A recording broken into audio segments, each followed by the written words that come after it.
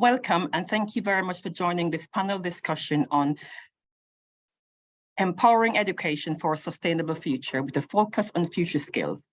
This is the first of the events we're having for Net Zero Week 2023, and this session aims to provide practical insights into the intersection of future skills and sustainability. At Pearson, our priority is to provide vibrant and enriching learning experiences to make real-life impact, ensuring that learners have the skills they need to navigate and thrive in the future. Absolutely, sustainability is one of those key areas that we have got to think about for the future. So it's right that when we think about future skills, sustainability is a part of that conversation. My name is Donna Ford-Clark, and I'm Senior Product Director at Pearson for BTEC and Apprenticeships. I'll be guiding this conversation this afternoon. I have with me a dynamic and experienced panel, and they'll be sharing with us their experience and insights into the topic. So the first panel member will be Martin Baxter, and Martin is Director of Policy and External Affairs, and he's also Deputy CEO of IEMA. Martin is going to talk to us about the scale of the Net Zero Challenge, and he's also going to think about what this means for green jobs and green skills for the future. So with that, I will hand over to Martin. Excellent. Well, firstly, thank you very much, and great to be with everybody. If Donna, could you just confirm that you can see my slides, if that's okay? I can, Martin, thank you. Fantastic, thank you. Well, that's a good start, isn't it? Well, hello everybody, and it's delightful to be with you today.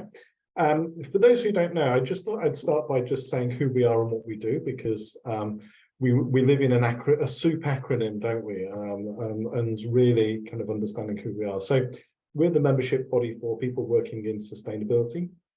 Have about over 20,000 individual members in 115 countries around the world, and they are working in organizations in all different sectors of the economy, whether extractives and utilities through to financial services, retail, fashion, regulated industries, public sector, private sector, you name it, they're working in it. So, and they're leading on sustainability. And our job is to support them in skills development and also recognize their professional competence and capabilities. So that's a little bit about us, but actually what we want to talk about today is, what is the scale of the challenge in terms of the net zero transition, and what does that mean for future skills?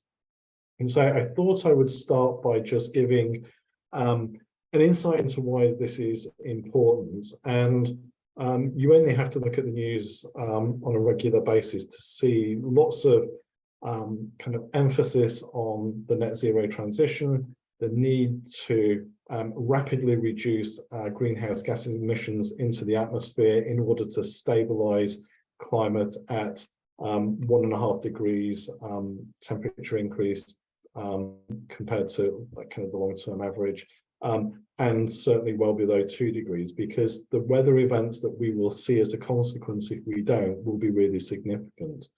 Already in the UK, we see big challenges in terms of some of those weather extremes. So whether it's flooding of people's homes and communities and businesses, whether it's the record temperatures that we had last year where businesses were having to shut down because of those temperatures. We've seen it actually in schools being affected by extreme heat. So we're seeing it here in the UK, but actually the effects of this are more pronounced in other parts of the world as well. And so there's a real urgency about tackling our climate crisis. And it's also fair to say that it's not just net zero and climate, but also we face really significant degradation of biodiversity. Lots of questions and comments in the news at the moment around the quality of our water system and our water resources, whether it's the availability of water as we go into prolonged heat in the summer, whether it's the way in which we treat and discharge sewage, and we don't want to be polluting rivers and our seas and our oceans. We still have a plastics crisis and challenge that we need to face up to. So whichever way you look, we are having to tackle this. It's been recognised by government here in the UK, initially through a task force that they established called the Green Jobs Task Force, But more recently, a green jobs delivery group was established to really drive an understanding of what skills and capability and jobs are going to be needed in this net zero transition and wider aspects of tackling these challenges. Because the reality is, if people don't have the skills and capability to do things differently and to drive change, then this transformation isn't going to happen. And we have legally binding targets now, not just in terms of net zero by 2050, and government sets limits on the amount of carbon that the UK economy can emit into the atmosphere in 5-yearly budgets. So we've got budgets out to 2037 at the moment, and they'll be kind of working on the next set. So there's kind of net zero challenges in terms of legal targets, but also in the areas of biodiversity, water, waste and resource efficiency, and air quality. So lots to do and lots to change, and we need people with those skills and capability.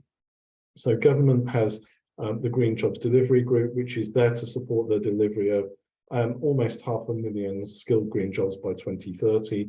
And coming into next year, there'll be a new net zero and nature workforce action plan. And it's really important that in developing these, that there is insight and a link between the education system and building the skills for the future for the work that we know needs to be done. So there's a lot of talk around green jobs, and that's fantastic. We also talk about green skills as well, because the reality is that, well, we definitely need people working in renewable energy.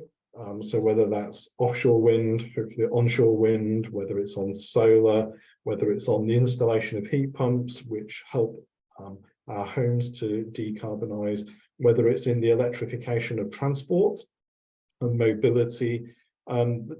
People working in those sectors and those particular roles really important, and government classes those as being green jobs.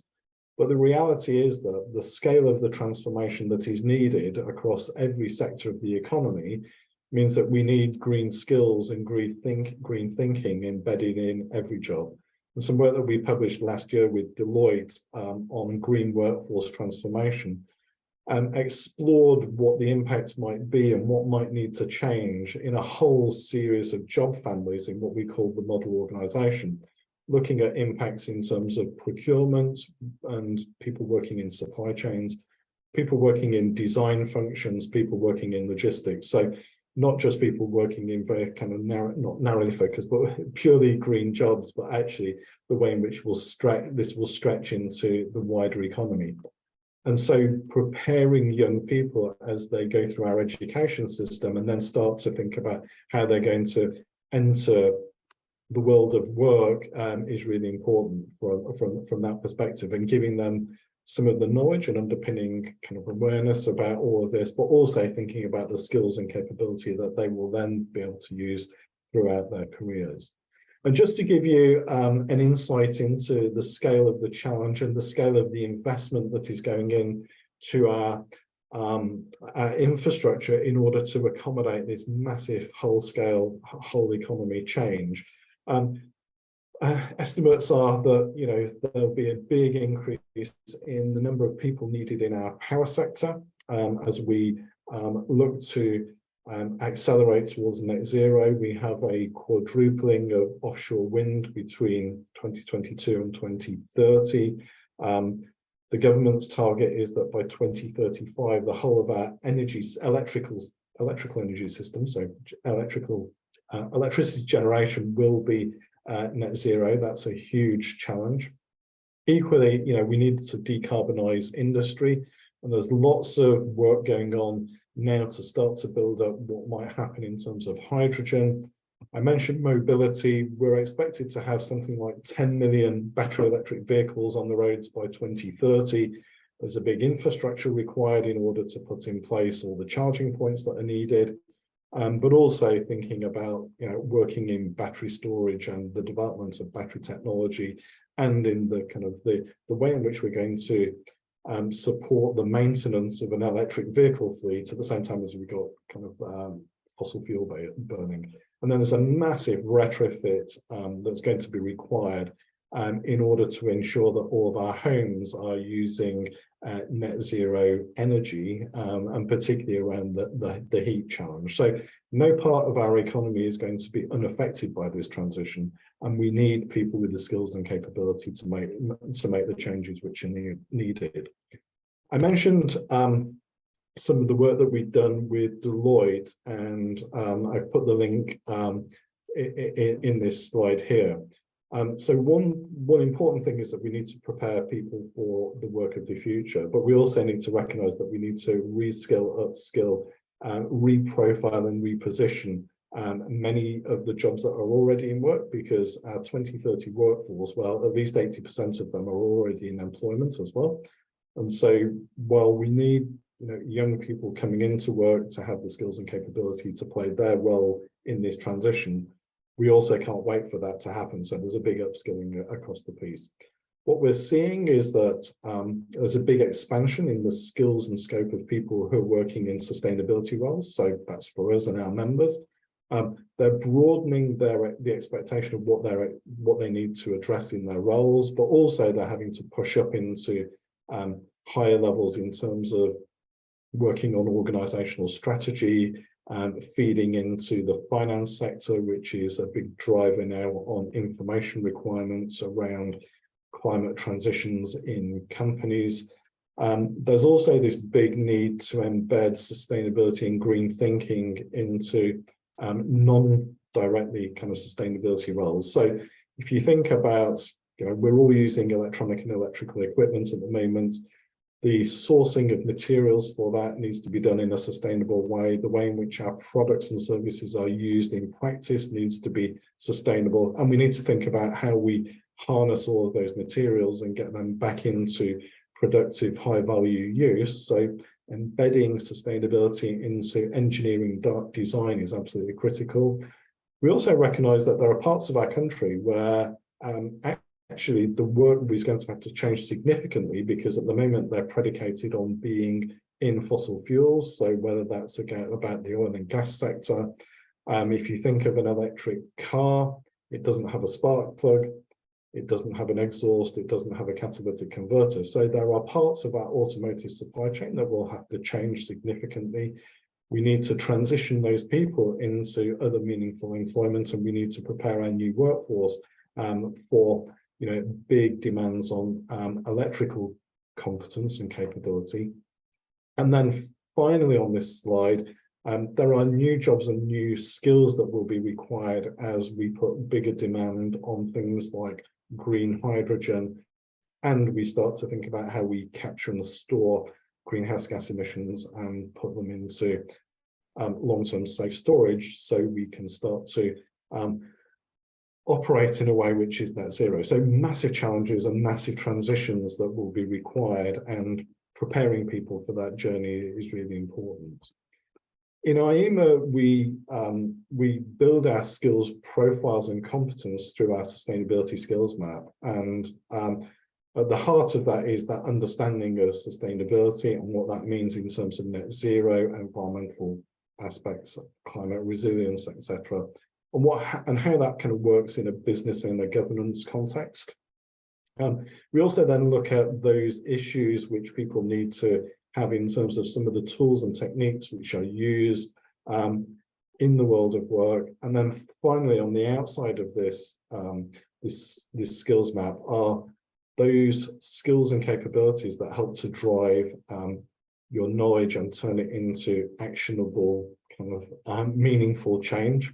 So whether that's about your ability to analyze things critically and across systems, whether it's your ability to work collaboratively and in partnership, because no one individual has all of the solutions, whether it's your ability to communicate so that you can encourage and support other people on this journey.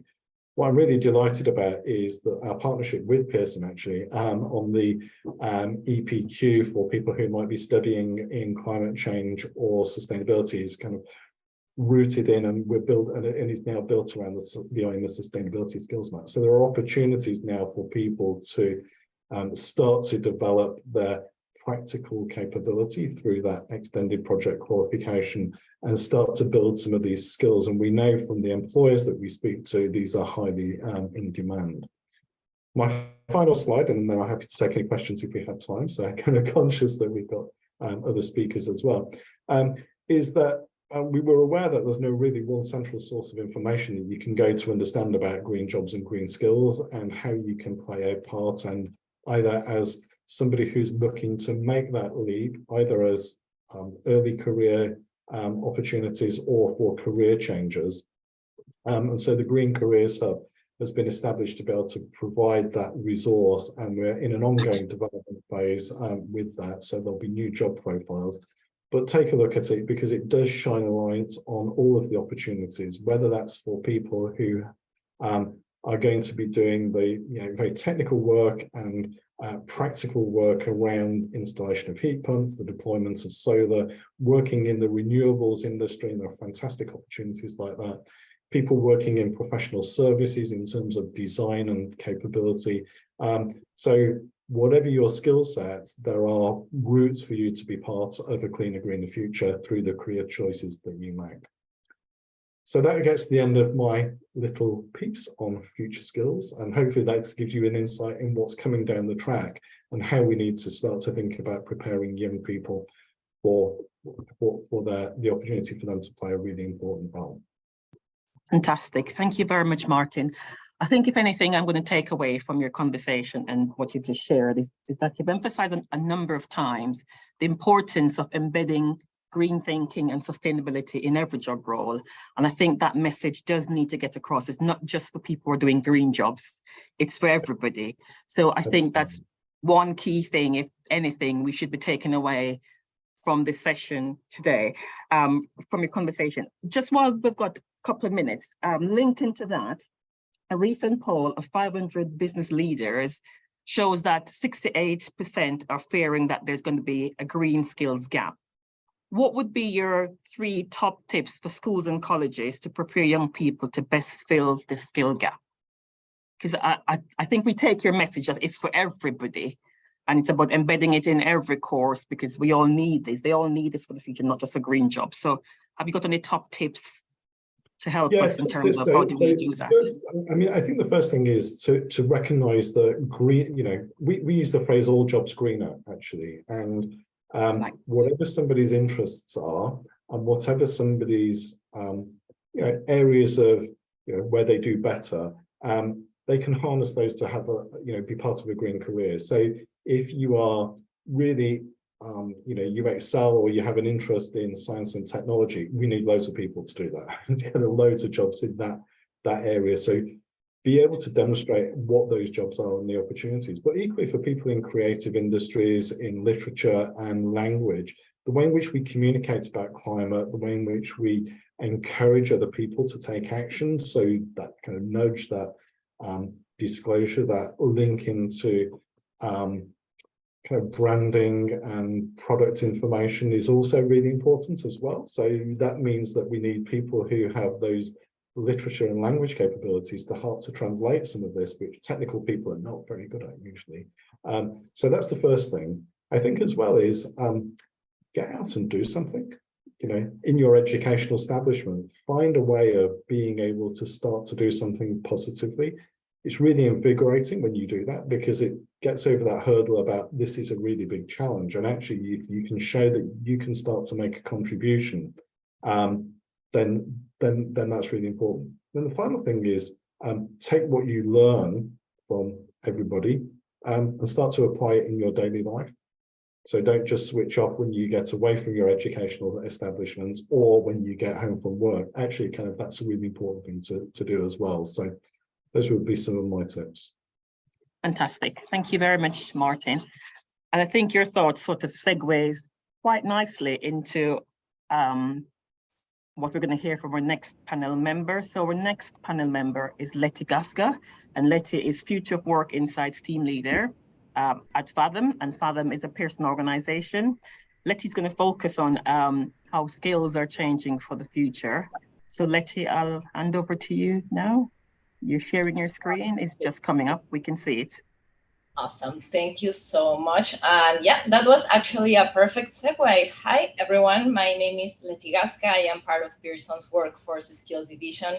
where I use analytics to help companies, governments, higher ed institutions to make better decisions. And I am really excited to share with you some of our latest analytics on the skills transformation in the energy sector, as well as some insights that can support workers and learners in the industry. But to get started, why is this conversation so relevant? Well, the energy industry, as we know, is changing fast. Multiple forces are currently reshaping the energy workforce. We have this massive switch from fossil fuels to renewables. Plus, we have technologies like AI and robotics changing how we work. And to that, the demographic shifts we are seeing today and the ones we will see in the future as population ages and we live longer lives. As you know, the energy transition is not as simple as just flipping a switch. We are really faced with what some call an energy trilemma. This means that we need to find energy solutions that are not just good for the planet, but also reliable and affordable. And we need to do all of this while ensuring that the transition doesn't harm vulnerable populations. To achieve this complex balance, we need really a human-centered approach. This means that we don't just think about numbers or technologies, but also about people.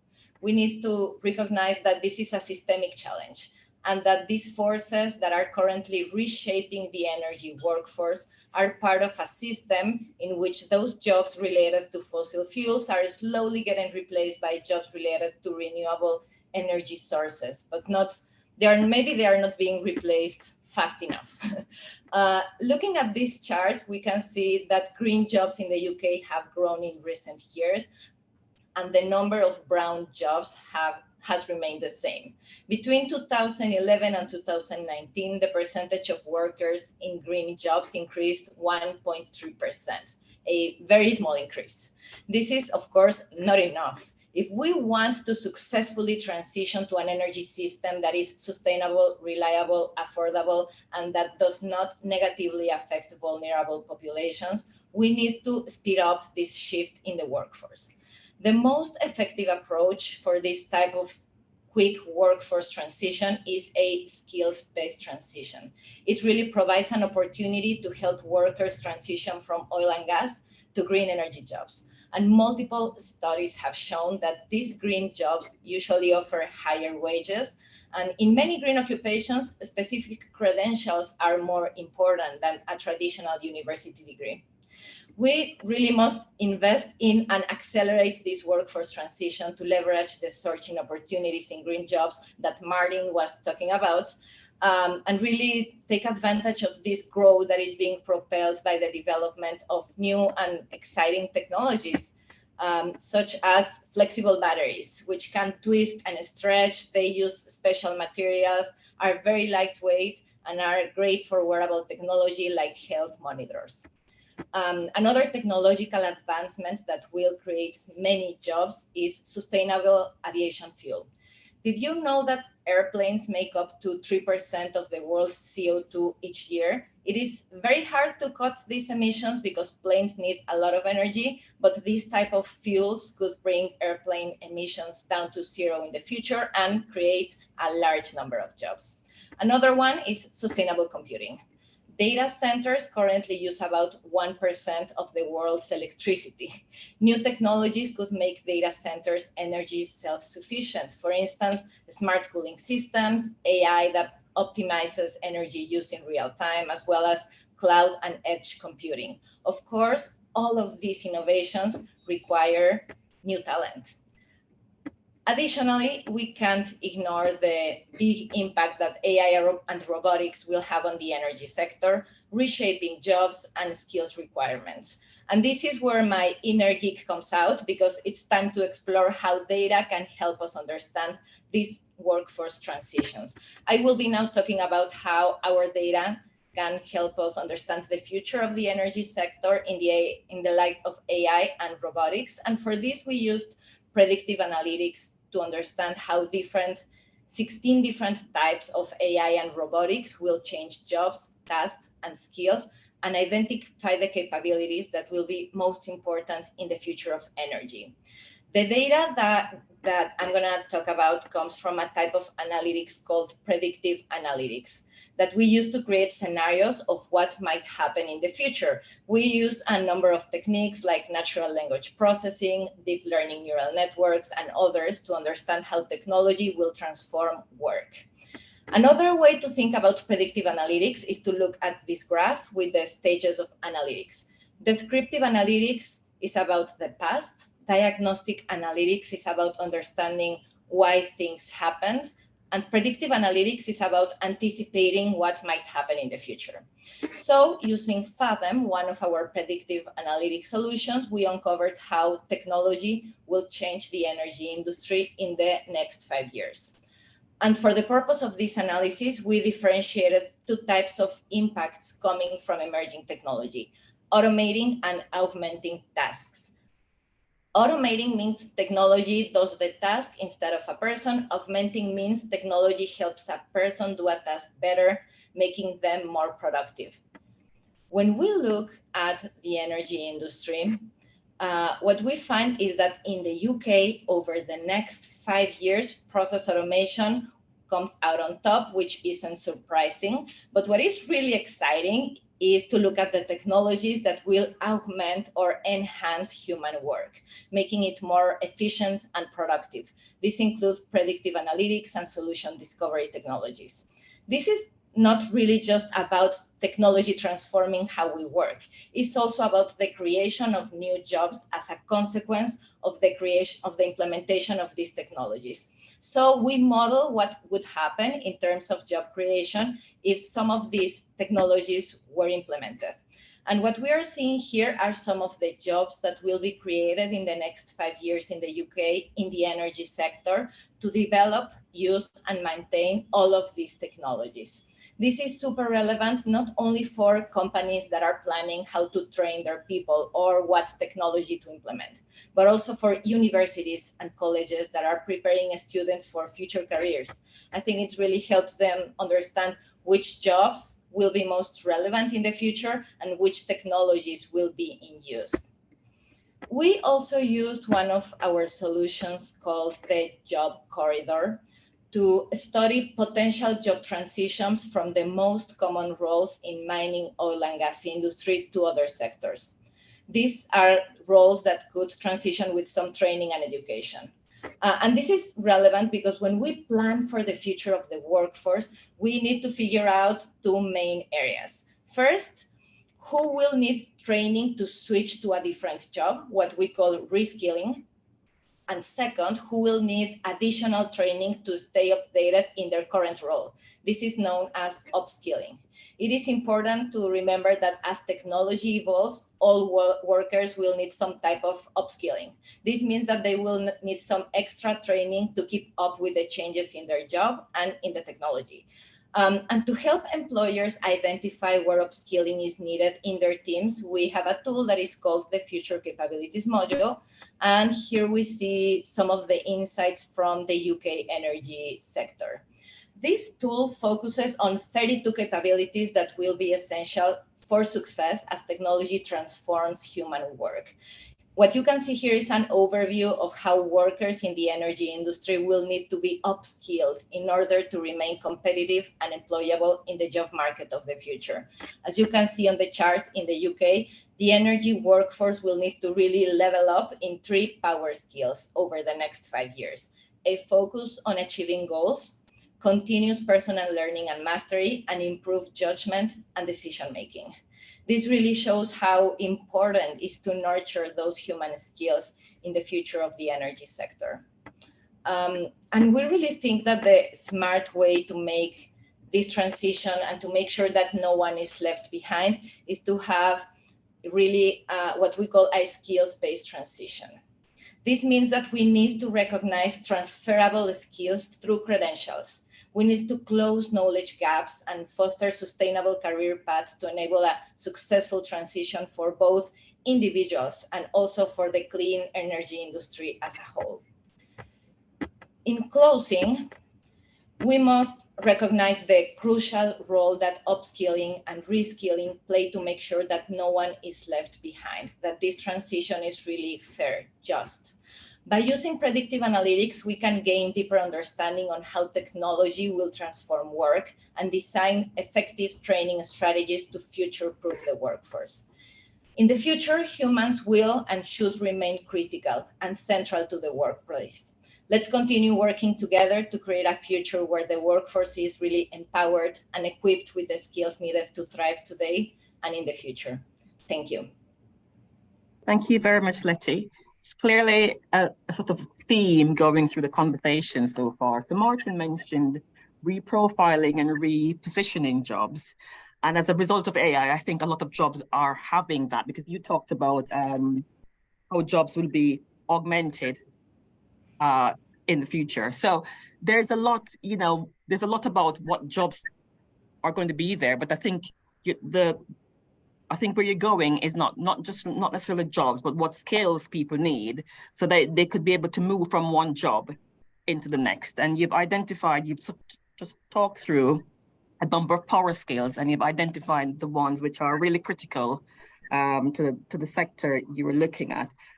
And one of them that you talked about was personal learning and mastery. I'm just thinking it's one of them that I think is so important. We talk about lifelong learning all the time, and how important is this skill to lifelong learning? Because it's a term that gets talked about a lot.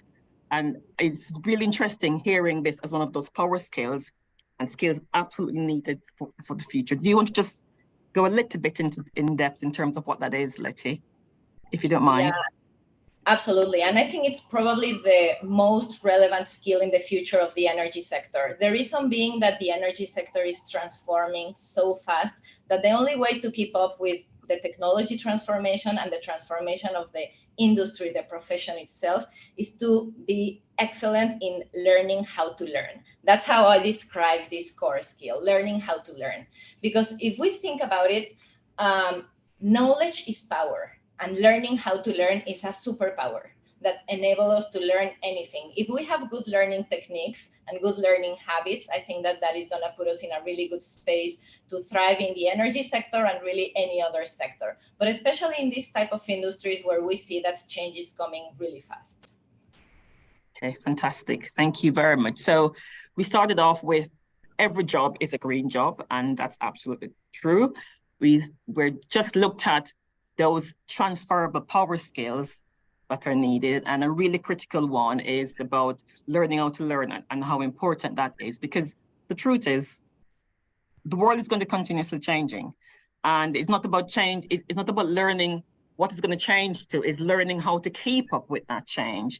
And that is why this is so important. So thank you very much, Letty. That's been really, really interesting listening to that conversation about not just thinking about what jobs are needed, but what skills are needed and how people should be able to move and transition from job to jobs, thinking about skills. So not just thinking about jobs, but having a skills-based approach to the future. So thank you very much for that. That's very helpful. Our third panel members, so we have got two members in this section. So we have Mike Hardesty, who is Head of Environmental Sustainability at Engineering UK. And we have Becca Gooch, who is Head of Research at Engineering UK. I think Mike is going to take us off first. So Mike will be sharing about engineering, about the recent research that they've carried out in terms of job forecast and how that links into moving the UK to a net zero economy. So I will hand over to Mike first, and then somewhere in the process, we'll listen to Becca as well. So thank you very much, Mike. Thanks, Donna. Yes, I will just check that. Can you hear me okay? Wonderful. Yes. And yes, I'm just going to try and forward my slides, but 1 second. There we go. Can you see that okay? So for those, thank you. For those that maybe haven't heard of Engineering UK, we're a national not-for-profit. We've been going for over 20 years, trying to inform and inspire young people about the career opportunities in engineering and technology. Our core target audience is around 11 to 14 years old. So we develop and deliver a range of classroom and outside classroom engagements. For example, we recently hosted the Big Bang Fair at the NEC, which attracted over 15,000 young people over 3 days. And we're about to pilot 2 new classroom engagements this week, all about net zero and the careers available in supporting net zero. We conduct research into educational pathways and skills and the engineering workforce, and we also evaluate all our outreach programs for their success.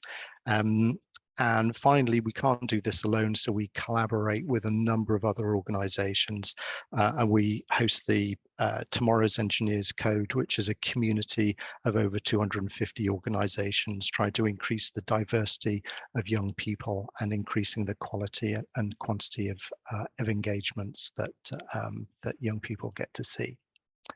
So I wanted to start with this, which is a graphic that the International Intergovernmental Panel on Climate Change, the United Nations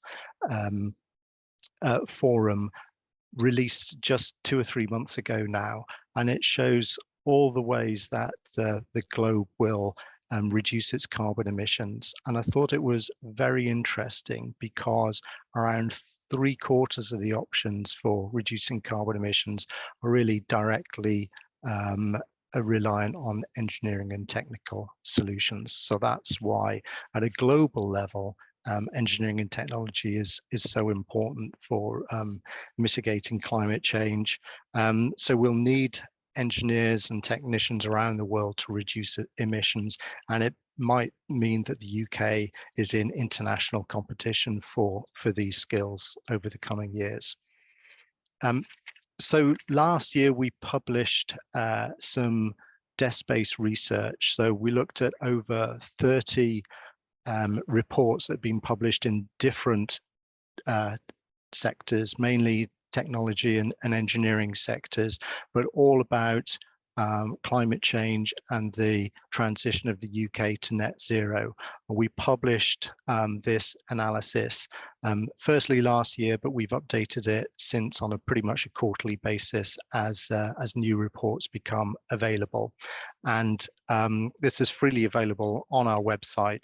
And I just wanted to take you through some of the things that we found in that report. I might just say before we dive into it that the figures I'm going to show you aren't necessarily additive, in that there's quite a few differences in timelines. Jobs might be talking about 2030 or 2040 or 2050, and some of the scopes of the reports might overlap with each other. So the figures aren't additive, but I think it should give you a good view of the scale of some of the jobs that that are expected. And this kind of builds on Martin's presentation and repeats some of it, so I do apologize for that. So as Martin said, in electric vehicles there's going to be a ban on new sale of diesel and petrol coming in 2030. So the transition to electric vehicles is already underway. So some of those jobs will stay. The seats will be the same, the tires will be the same, but clearly the power train is going to be extremely different. Internal combustion engines will go, electric motors and batteries will come in, and most of the new jobs, so net 50,000 new jobs, are expected connected with battery manufacturing and the supply chain behind battery manufacturing. In rail, and partly due to the aging workforce, we're looking at another 7,000 to 12,000 additional jobs needed to be filled every year. And in public transport, this came from the 10-point plan that was put out a couple of years ago, 3,000 jobs in public transport. That is a big underestimate according to the Climate Change Committee, and I'll give you their estimate a little bit later on in the in this slide deck. So in energy, this is one of the, but not the only big areas of job creation. So we're looking at 260,000 new, but also 140,000 replacement jobs by 2050 across the entire energy sector. So that's 400,000 jobs to be filled there. In offshore wind, there's a tripling of jobs from roughly the 31,000 now to 97,000 in 2030. So that's just in 7 years' time now. Another increase in onshore jobs and another huge increase in solar PV photovoltaics across the entire UK. I couldn't find anything in tidal and hydropower in the way of jobs forecasts, but in nuclear, clearly the strategy for energy security now relies on a big increase in the amount of nuclear as some of the nuclear becomes old and gets retired. There's a building plan to get that capacity maintained. So a lot of construction jobs there. So 10,000 per plant at its peak, as well as the operation and maintenance jobs once it's each plant is up and running. And in hydrogen, and we don't really know how hydrogen is going to be used and where it's going to be used properly, but we are expecting it to be a big fuel of the future, with tens of thousands of jobs being created across the country, but Northeast being a potential hotspot there. And as Martin mentioned, retrofit is likely to be huge. So a doubling roughly of the number of retrofitters from our current base of 200,000 across heat pump installation, particularly fabric installation. So by fabric, that means loft insulation and draft and double glazing and all the things just to try and make the building itself more energy efficient. And again, I put in hydrogen boiler technicians there. We don't know whether boilers will be running on hydrogen or what, but we do know that from 2025, new build houses will not be connected to the gas grid. So that's just a couple of years away now, that no new build house will be connected to the gas grid. Last summary slide from my research here, and these two, as I say, do somewhat overlap. This engineering construction report was looking at a total of about 120,000 engineers coming up to retirement in the next few years, which would need replacing, and then some on the industrial decarbonisation of some of the carbon hotspots around chemical and cement and iron and steel. 350,000 jobs by 2040, mainly in construction, as you can see there. So some big numbers. My last slide comes from the Climate Change Committee itself. So this is just a month or so old. They did some UK level workforce analysis, and there's some big variations in the numbers here. So anywhere between 135,000 to 725,000 net new jobs by 2030. And it's interesting that they pick out a lot of those sectors that I've just mentioned. So buildings retrofit, renewable energy, and electric vehicles. And their analysis is similar to what I've just presented, but a little bit different. These bars show the lower and upper limits of their estimates. So, great variety across agriculture, probably net, no great net increase, but changes from one sector within agriculture to another. But this one here is the orange bar is buildings. So this is the retrofit I was just talking about. So huge numbers there.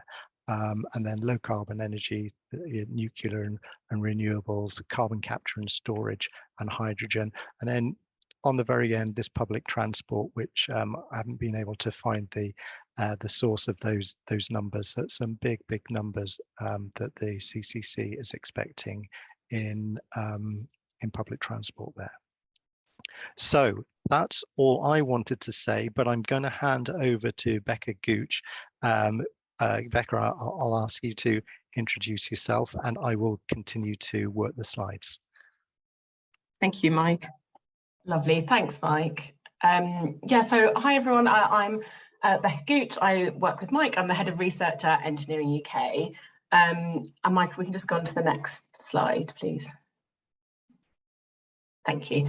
So the sort of peril of going last in any of these things is lots of what I'm going to say agrees with absolutely everything else everyone else has said, but it is presenting some new research that came out last month from us, so hopefully still some really interesting stuff for everybody. So this is from our report, which is engineering skills needs now and into the future. And I'm realizing now that I copied the wrong image onto that. That's a different report, that image, but it looks very similar. I've shared the link in the chat for anyone who wants to look at it in full later.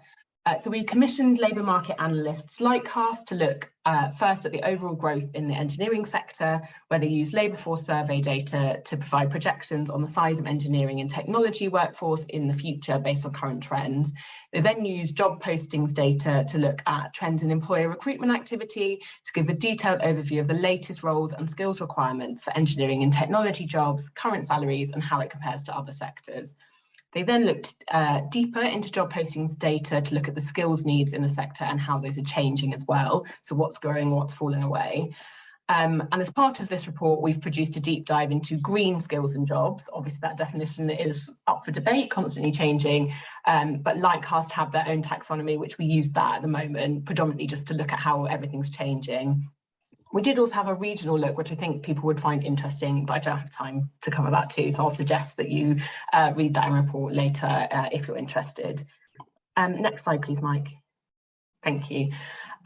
So engineering is growing faster than average across the economy, 2.8% compared to 2.3%, adding 173,000 net new jobs by 2030, assuming current trends continue. But we really see this as a low-end estimate, given the likelihood of much of everything we've talked about already today and the much needed kind of boosts of investment needed in order to hit 2050 that are going to need to kind of kick off quite soon. We define engineering using SOP codes. We use the engineering footprint, which was devised by us, the Royal Academy of Engineering, and the Engineering Council. And then for this work, we split further into thematic career groupings, which were basically just similar jobs with similar skills so that we could take a deeper look, because obviously, I'm sure you can all imagine, the entire engineering sector encompasses everything from a software engineer to a welder who need very different skills. Green jobs and skills cut across the whole engineering sector, which is why I'm showing you this, but you can probably see a couple of obvious groups where the link is quite strong. And next slide, please, Mike. Thank you.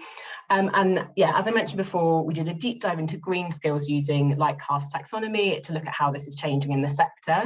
The headline is that engineering is becoming a lot greener. We see that jobs requiring at least one green skill increased 48% over the last 5 years. And over the same period, the number of green job titles increased by 55%. Next slide, please, Mike. And then I talked earlier about the thematic career groupings, and just to illustrate how much green skills are becoming more in demand across the sector. I mean, in particular, probably unsurprisingly, the largest growth was seen in the environment, energy and earth sector, which now has 43% of all job postings specifically mentioning a green skill. And that thematic group is a growing one as well. So it's projected to grow faster than the average across the sector, which is 3.2% to 2030, which I don't think is a coincidence that that's growing faster and it needs those skills.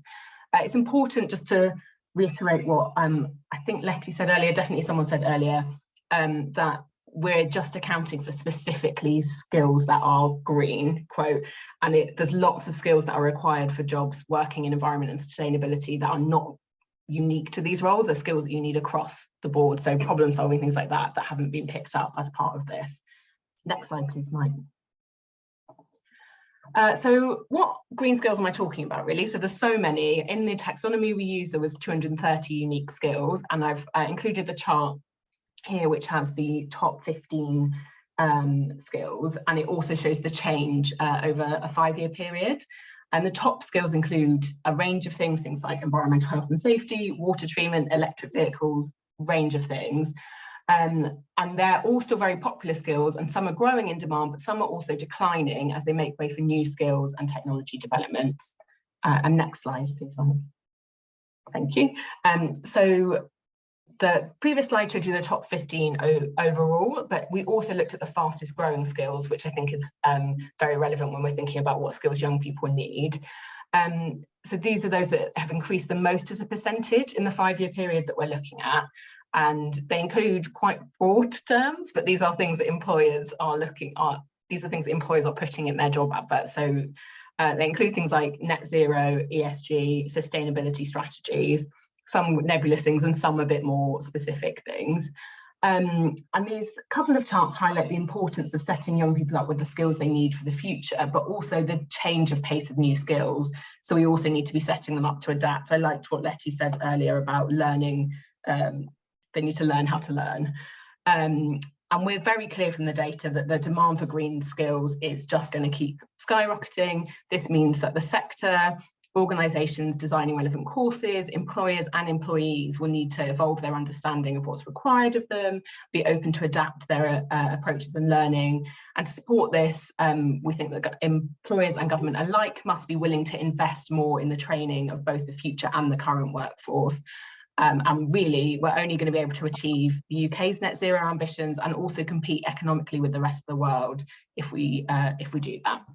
And that's me whistle-stop tour through that massive report. The report's 102 pages, so that was just a highlight. Thank you very much. Thank you very much, Becca. It's really interesting. And if we don't mind just leaving this, this slide on screen for a minute, it's really interesting having that picture of the most popular green skills, but also the ones that are growing fastest. And it's really interesting to see sustainability strategies at the top of that as one of those fastest growing ones. And I noted, you know, going back to what Mike said earlier, thinking about those sectors where there's going to be really massive shifts in terms of what jobs look like and job replacement, really important for the sector we are in, because I think there's probably those broader transferable skills like we talked about, which is really super for the future, and I think intersects really well with some of these green skills. So it's these green technical skills and understanding those broader transferable skills which work together to help us create that sustainable future. So it's really, you know, there's certainly a lot for us to take in here. And I know people will often say these conversations have been going for a long while. Why are we not seeing more change? You know, and I'm going to probably put a little challenge out there to say, what can we do as a sector? And when I say as a sector, I'm thinking from an educational, secondary FE training space. We've been having these conversations for a long time. You know, what it is that we need to be doing as a sector to really move the dial on this, because I get challenged all the time. We have these conversations. People say, oh, well, I'm tired of having this conversation. And I think conversation is good because conversation keeps it at the forefront, but action is also good. What are some of the things you think the sector needs to grab a hold of and really push on? Both to you, Michael and Becca.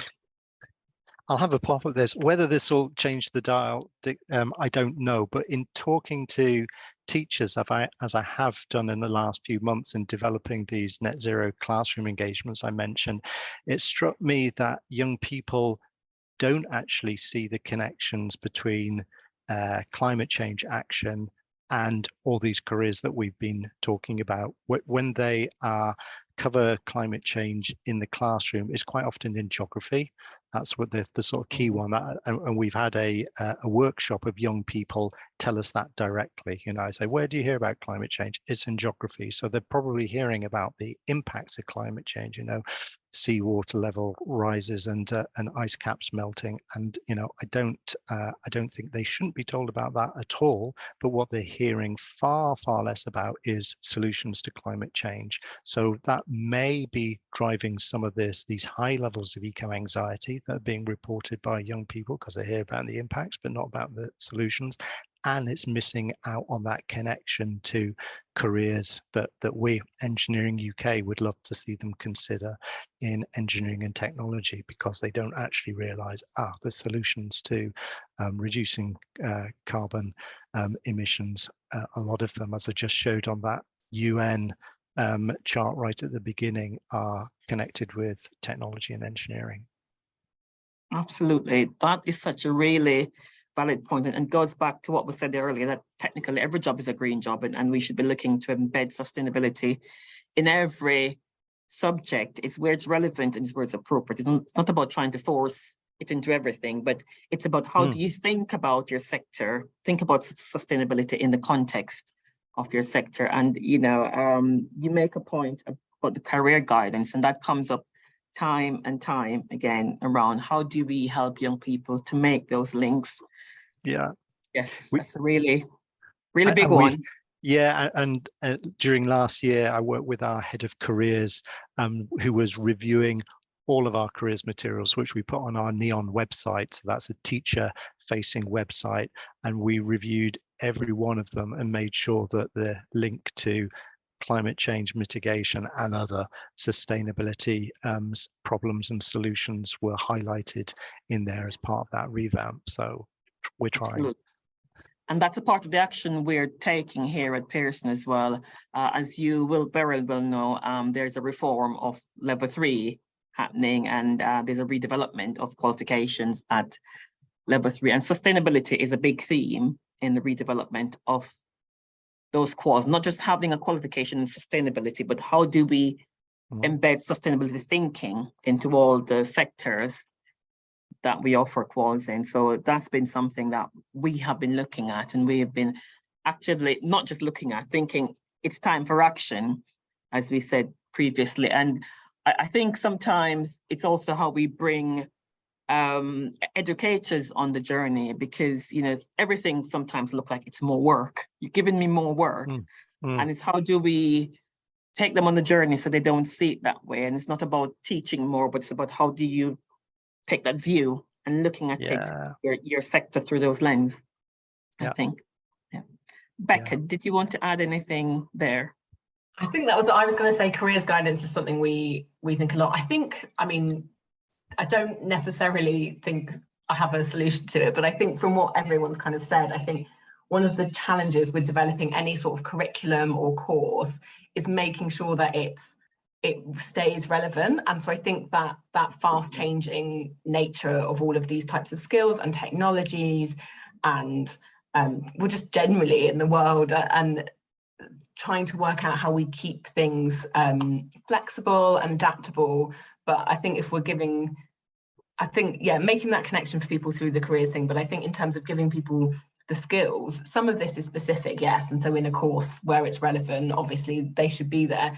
But lots of the skills are very transferable things. And as long as we feel like we're setting young people up to be able to enter the workforce, and those general employability skills, problem solving, things like that, that's actually, problem solving is the main one that people need to do any engineering job, whether it's green or not.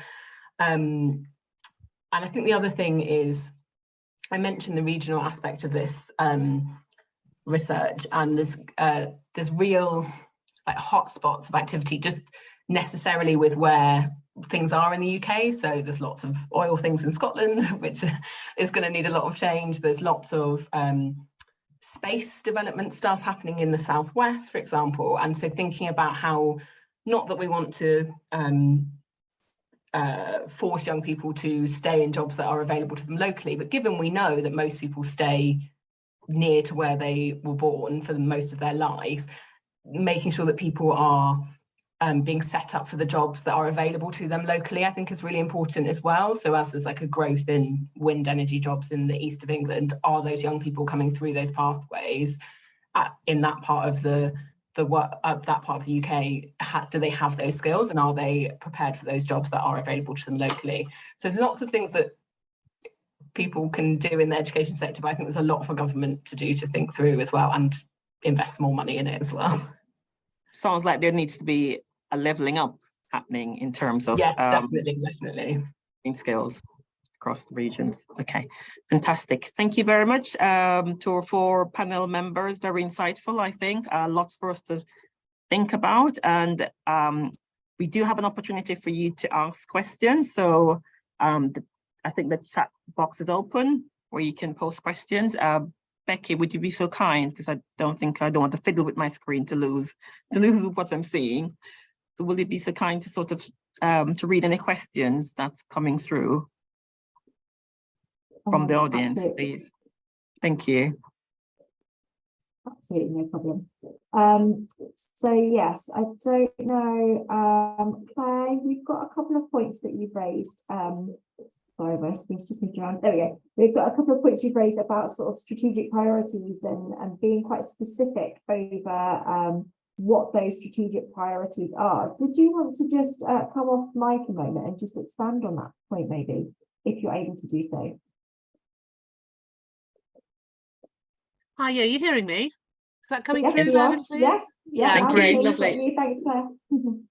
Okay, I mean, in terms of my background, I work for a global organisation, and I was head of people development. And the thing that did my head in about the whole kind of skills sector over many years was that there was kind of endless problem definition. And what I really wanted to know from a strategic point of view was actually what I needed to do to go forward and how I did that. So I think you know, going forward from that, worked for one of the big awarding organisations on green skills and did a massive desk search on all of the research on green skills, and again found endless problem definition. Where really what I wanted to do was, you know, if you had a kind of a desire to strategically make a difference, what would you do first, and where would it be? And that's not me trying to kind of look for microanalysis. It's looking for direction. As to where you start. The second thing, I think, and again, looking at working with the rail industry and other industries, is ultimately in a tight labour force, this is about a race for talent and a race for skills. And there's not enough people in the workforce for all the reasons we know.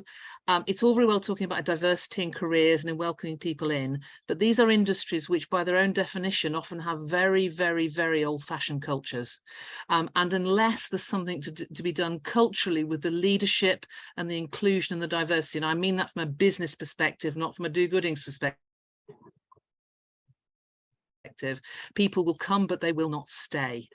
And I think that's a really, really systemic issue in a lot of these industries, that they are some of the industries with the most old-fashioned cultures when it comes to welcoming people from all kinds of different backgrounds. And that's me reflecting what people say to me rather than me reflecting what I think, I hope anyway.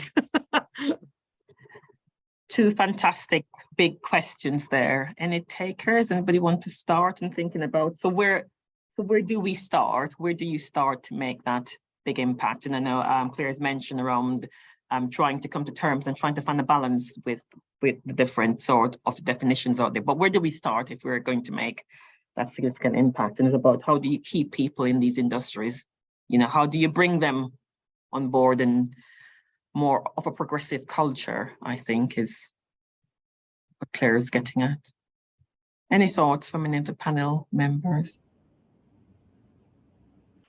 Okay, Martin, should we take you first? Thank you. You're on mute, Martin. Sorry, it's that thing that we do. Sorry, thanks, Claire, and really enjoyed your comments in the chat as well. I mean, on the strategic priorities, there's some really big challenges actually, because unless we look across the whole system in particular kind of domains, we're in danger of falling over. So if I give the example, and Michael mentioned, you know, at the moment, government policy is around electric vehicles. So we know that the automotive sector is making loads of electric vehicles. And what we also know is that we're not installing charging points fast enough. And we're not installing charging points fast enough, in part because we don't have enough electricians to certify as safe the installations. And it takes 5 years to train an electrician. So the question really then becomes, that policy will completely fail, and the investments that that sector is making on electric vehicles will fall over, and they won't get the return on their investment if people can't charge those vehicles. And so the work that's being done is around how do we get qualified people quickly, and there's a real risk there, because yes, if we've got existing electricians, we can give them micro credentials to do solar or do PV public charging point installations or kind of elements of that. That's fine, but we still need a base level of electrical competence to kind of deal with these safe issues. So, and is it possible, question mark, I don't know the answer, but I'll be speaking to people who might know, can you short circuit that experiential requirement from 5 years to 3? So how do you, and what's the role of technology enabling you to do that? And then one of the other barriers then is when you come to, for example, in FE, we don't at the moment, for the technologies that are being developed, have staff skilled to train people. And the people who are leaving to go into industry because they pay more. So we've got some really big, and that's just on one little part of this massive transition. Because then when I look at, say, hydrogen, and we know there are parts of the UK, so the hydrogen network in the northwest, Humberside and northeast, where there are very clear demand for hydrogen skills. It will take some time to be able to do that. And a lot of this comes back to policy certainty, is if you start to invest now in hydrogen for 2028, 2030, because that's how long it might take, how confident are we that that will actually be delivered on time with people having jobs, so that you're not training and skilling people up for work that doesn't exist? I've seen it already where people have been trained in carbon capture storage and courses set up, and then they've been stopped because the policy didn't come through in the right time. So not the full answer to your question, but that's where, that's where a lot of the work with the Green Jobs Delivery Group across different thematic areas is getting into some of that detail around workforce planning, and it's linked into wider systems and place-based decision-making as well. Absolutely. Thank you very much. And I'm going to hand over to Letty, which you mentioned workforce planning, which is right up her street. So go on, Letty. Oh, yeah, exactly. Yeah, talking about the strategic workforce planning, I feel that the question that we received is really a strategic workforce planning question, and it's all about how to define priorities and where to start, which are probably the toughest strategic questions any business leader can have. And where we have seen clients have a lot of success planning for this type of workforce transition is in defining first where to go with a lot of clarity, where you want to be in 3 years, 5 years, and then defining critical segments within the workforce and critical roles. And of course, we want to take care of everyone. We want to make sure that no one is left behind, but we need to start somewhere, right? And maybe this process of defining which are these critical workforce segments for my present and for my future strategy, which are these critical roles, could be a good starting point. Thank you very much, Letty. I'm going to go to Becca. Thanks. Yeah, I mean, I agree with everything both of you have said. And I think what Martin was saying about some of the routes in and about the amount of training, I also don't know whether some things can be shortened. I suspect that the answer is probably yes, here and there. But I think a lot of it is, we talk a lot about parity of esteem, because there's lots of, this still exists in education, this idea that the first prior choice is you do your A-levels and then you go to university and then you come out and you will get a good job.